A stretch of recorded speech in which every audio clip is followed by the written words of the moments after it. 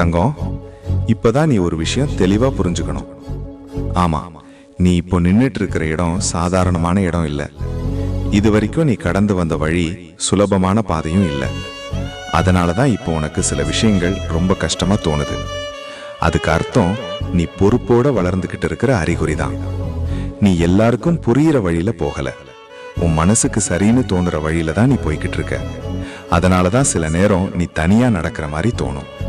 அது ஒன்றும் தவறில்லை தங்கம், அது உன்னோட தலைமைக்கான அடையாளம் தான்.